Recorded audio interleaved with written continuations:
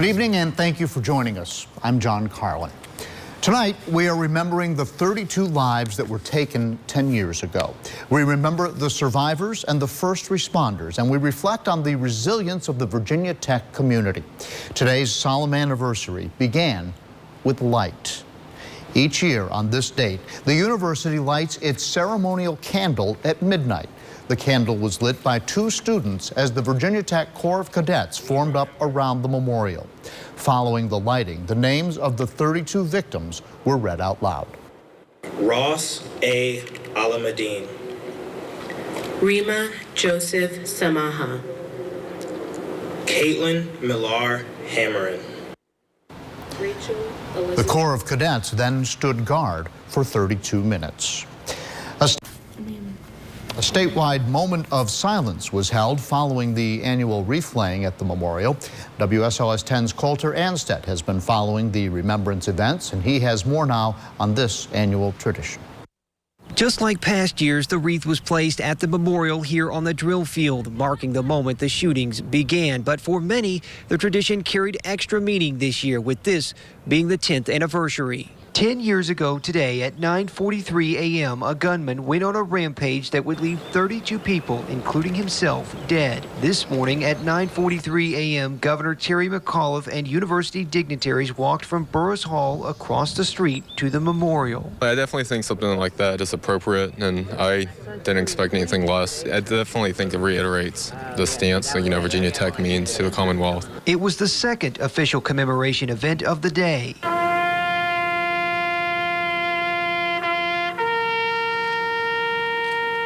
The first took place at midnight when hundreds gathered on the drill field to witness the lighting of the ceremonial candle at the memorial. And each year it's a little bit different, but the same. And I think overall it's just a fitting way to tribute. I think as a kid when it happened, I didn't feel like I had really that many connections to Blacksburg, but now that I'm here, it means a lot to see just how many people come out. 2 students walked from Burris Hall, lit the candle, and walked back, symbolizing the memories of those who died that will forever be with the university. Matthew Joseph Laporte. Jocelyn Couture Novak. The victims' names were read, taps was played, and the Corps of Cadets stood guard for 32 minutes while those in attendance watched in solemn silence. Even the flags were still. You don't want to have the stigma of it just being a tragedy. And this week has definitely been a week of celebration of life. The candle here at the memorial will be extinguished at 11:59 tonight. On the campus of Virginia Tech, Colter Anstedt, WSLS 10. As the Virginia Tech community reflects on the tragedy, the university's commemoration this afternoon highlighted the bond that still exists now a decade later. WSLS 10 has been bringing you team coverage of the anniversary all week. Our very own Rob Manch and Arisha Jones were at the ceremony today. Rob, let's start with you first. Tell us what happened.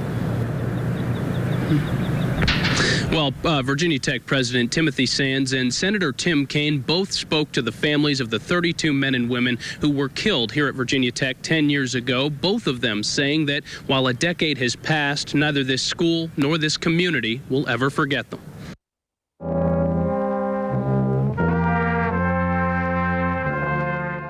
In the rising of the sun and in its going down, we remember them. Hundreds came to the drill field Sunday to show that 32 fallen Hokies will never be forgotten.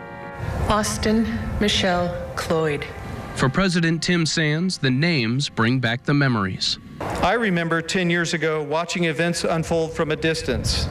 As a father, a university professor, and administrator. Senator Tim Kaine recalled returning quickly from state business abroad 10 years ago to comfort the same families that sit before him today.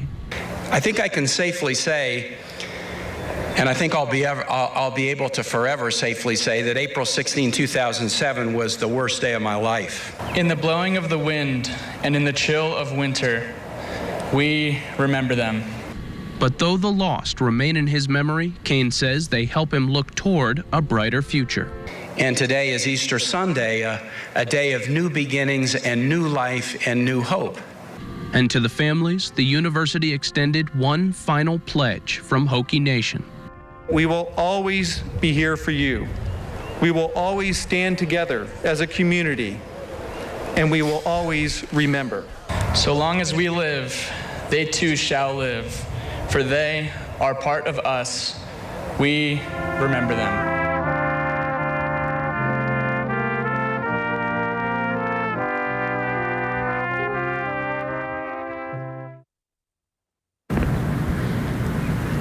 And coming up here in about an hour and a half, we're going to also be seeing a vigil here on the drill field to honor those 32 victims, where we'll be continuing our coverage of events here on campus tonight.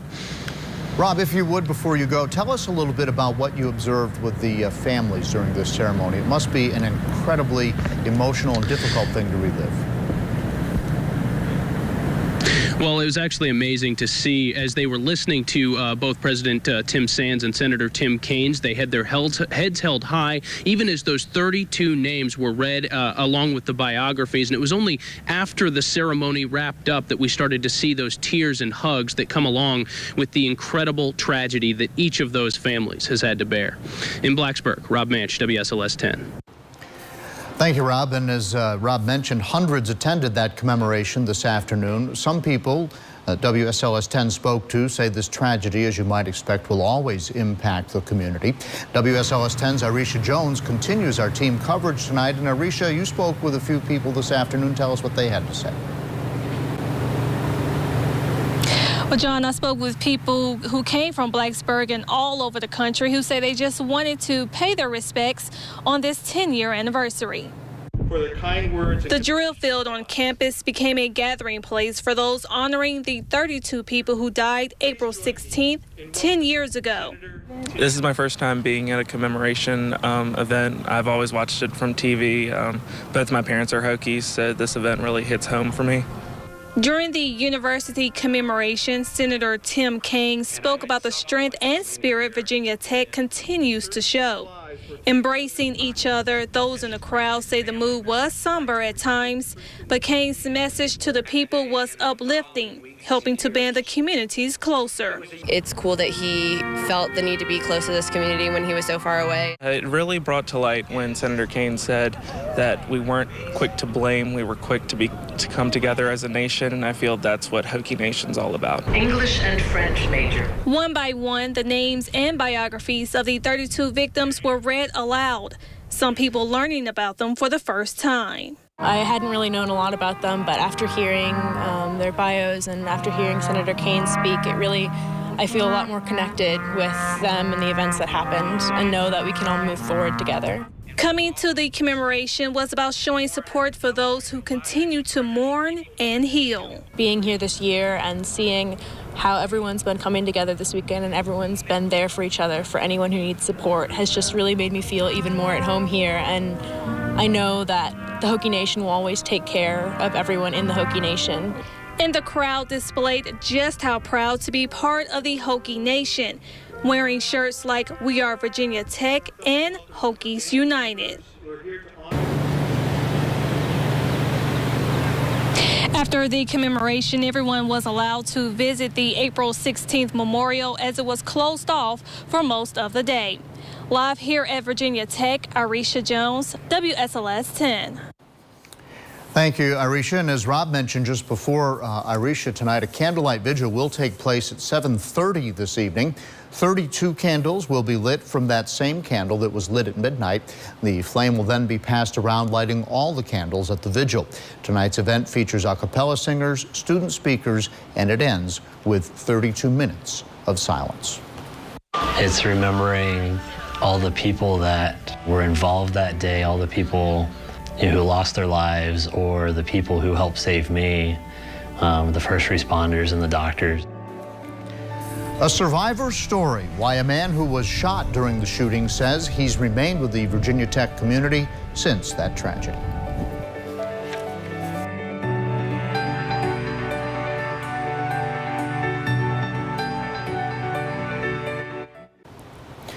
Thousands joined the Virginia Tech community this weekend to remember the April 16th tragedy. Among them, survivor Kevin Stern, who's remained a part of the community since that day. WSLS 10's Dawn Jeffries spoke to him earlier this week. Looking at the semicircle of Hokie stones, one for each life lost April 16th, Kevin Stern knows who he'll walk for in the Run for Remembrance Saturday. You have the thing that says, who do you run for? And for me, it's always been Michael Pole. The two sat next to each other in German class 10 years ago. It's the random, 5 minutes or whatnot that you have where you're both sitting there before class starts and like, hey, did you get this homework done? Just, yeah, that was tough. Kevin was shot twice on April 16th. Afterwards, there were a couple of people who were, getting up and walking around or kind of checking people out, and I wasn't able to do that. And then kind of realizing, where I had been shot and that I couldn't walk or anything like that. A photo of 4 police officers carrying him out of Norris Hall became an iconic image of the tragedy and appeared around the world. It certainly replays kind of that 5 to 10 second stretch of being carried out of the building and down the grass there to the ambulance. So. Years later, the reminder remained. Anytime there was another mass shooting or any kind of reference to it, it was tied to my name. My name would say oh, this is Kevin Stern from the Virginia Tech, April 16th. Kevin doesn't talk about that day much, although his recovery and return to Virginia Tech, first to receive his diploma, again as a graduate student, and now to work as an engineer, speaks volumes. It was a very familiar place, and I couldn't imagine going somewhere else and starting out new, without any friends or that kind of thing. Being here, he says, helped him cope. It helped him heal, and perhaps helps him prepare for the 10th anniversary. It's more of a reflection of past anniversaries even too, what was the first one like and what was the second one, maybe what was the 5th one, what was last year. This year things are a little different. Now a father, Kevin says he has new perspective. Puts it in the perspective of what if that was my son, what if that was, and that's certainly a different take on it that I haven't had yet. Sunday will be about remembering. It's remembering all the people that were involved that day, all the people who lost their lives, or the people who helped save me, the first responders and the doctors. And the people, strangers even, in this community and across the world who offered support. And then even to the people that, wrote letters, elementary school kids, and stuff that made, up to, 87-year-old grandmas that wrote me a poem and mailed it. It's kind of remembering all that and just being thankful for those people. Including people like Michael Pole's family, who he only got to know out of tragedy. Especially now, meeting his family and knowing who he was and that he's no longer here. Don Jeffries with our story. Emergency responders in Blacksburg are also reflecting on that tragic day 10 years ago. Blacksburg Volunteer Rescue Squad EMTs and paramedics were some of the first on the scene. Among them was Sydney Gay. She was just 20 years old at the time and a sophomore EMT at Virginia Tech. She helped transport several of the injured to the hospital and set up a triage command center. Gay says a decade later, the healing process is still difficult, but she also believes that the experience has made her stronger. I know it made me more resolute in what I wanted to do. I actually began working at the same hospital that we transported all those patients to, largely for that reason. Something in me just felt like I wanted to be here and be able to help if it were to happen again. Gay participated in the Run in Remembrance on Saturday morning. Well, a known rivalry takes a break this weekend. How the University of Virginia baseball team pays its respects to Virginia Tech.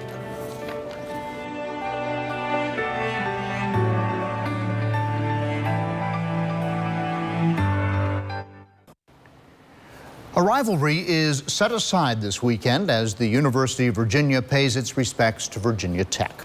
In a letter to President Sands, UVA President Teresa Sullivan says the school expresses its deepest empathy on the anniversary of the shootings. She says, quote, "The violence of that day does not and never will define the Virginia Tech community. What defines your community," she says, "is the dignified and resilient manner in which your students, faculty, staff, and alumni have responded to the tragedy in the days and the years that followed." It continues before that day. The term Hokie Spirit served as a rallying cry for Virginia Tech students, alumni, and fans. After that day, Hokie Spirit became synonymous in many minds with the qualities of unity, resilience, and enduring faith in human perseverance. WSOS 10's Eric Johnson tells us how the Cavaliers baseball team paid tribute to the Hokies this weekend. Eric? That's right, John. During their recent 3-game series, the UVA Cavaliers decided to pay tribute to the victims of April 16th by placing a special decal on the back of their helmets. And during the final game of the series on Saturday, both Virginia Tech and Virginia wore a special patch on their jerseys as the two schools stood united for the day. It was also First Responders Appreciation Day at English Field. A banner signed by all the participants in the 3.2-mile walk/run and boxed lunches were provided for the first responders. Virginia Tech head baseball coach Patrick Mason says what the Cavaliers did this weekend speaks to the character of their program. Coach O'Connor runs a first-class program, and the fact that he and his team were willing to wear the patch in honor of the 32 victims speaks worlds of him and their program. It's an important day here on campus. It always will be. I think the character of this community has only gotten stronger and better. Now, no doubt this was a huge showing of support and respect from UVA. You know, time and time again, John, we see how sports can kind of be a healing agent during tragedies, and obviously this was one that was not an exception. UVA's president talking about what Hokie Spirit used to mean and what it means now, but it's funny how it sort of transcends, how we all sort of battle in sports, but then we battle life every day. That's right, and exactly what she said there, that spirit resonates even more so with a larger community and with more teams all across our nation. Eric Johnson, thank you very much. Yes, sir. Well, baseball teams on the professional level are also commemorating today's anniversary. A moment of silence was held before this afternoon's game between the Washington Nationals and the Philadelphia Phillies. And a moment of silence will also take place before tonight's game between the New York Yankees and the St. Louis Cardinals. As you might remember, the Yankees came to Blacksburg 11 months after the tragedy. The team, including superstars Derek Jeter and Alex Rodriguez, had an exhibition game with the Virginia Tech baseball team and then visited the April 16th memorial. A symbol of perseverance and strength, the university tradition that shows the resilience of the Virginia Tech community.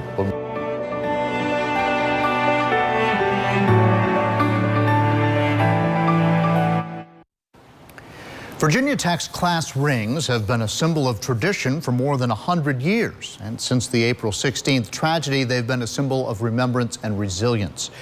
Each year, a committee of students designs its own distinct ring in the sophomore year. The class of 2009 rings had already been designed when the April 16th tragedy happened. But the company behind the rings called to ask if students wanted to pay tribute, and they decided to make meaningful changes. You understood right away from the audience response. And it wasn't like wild cheering, because that wouldn't have been appropriate, but we knew like this was the right thing to do. And it was a good feeling. So they made the decision to... So the class side of the 09 ring shows the VT ribbon, a symbol created in remembrance of the lives impacted. The opposite side reads, "We will prevail," a quote distinguished by Professor Nikki Giovanni that she read at the convocation the day after the tragedy. Please stay with us. We'll be right back. Before we leave you tonight, I want to reflect for a moment on what it was like 10 years ago today. Normally, we here in the news business research a story long before we present it to you. But on April 16th, 2007, we were often learning the facts while we were live on the air. As the numbers of dead rose through unbelievable numbers to unprecedented totals, we learned at the same time the viewers did. There was no heads up or behind-the-scenes briefings. We all learned together of the method of the killings, the chaining of the doors on Norris Hall, the valiant efforts of faculty members who blocked classroom doors with their bodies and gave their lives to keep the gunmen out. Many, if not most of us in the newsroom, had significant connections to Virginia Tech. We had friends, family, and in my case, colleagues and students there. I don't mean to suggest that our job was as impossible as those who were on the scene, witness to the tragedy, and helpless to do anything, even as they saw cell phones ringing beside the bodies of students with caller IDs that said mom or dad. But we know that we, while independent journalists, felt that we were a part of you, suffering, wondering, and mourning beside you, unbelieving not only that it happened, but that it happened here. Now is the 10th anniversary of that day, and we as a community have moved on as best we can. The details and images of that day are no longer daily news, but they are never far from our minds. On behalf of the handful of us who are still at the station and the many others who have moved along their lives' journeys over the past 10 years, I wanted to let you know how difficult that day was here on this side of the camera. Let's hope and pray we never have to go through anything like that again. Thanks for joining us. We'll continue our coverage of the 10th anniversary tonight at 11.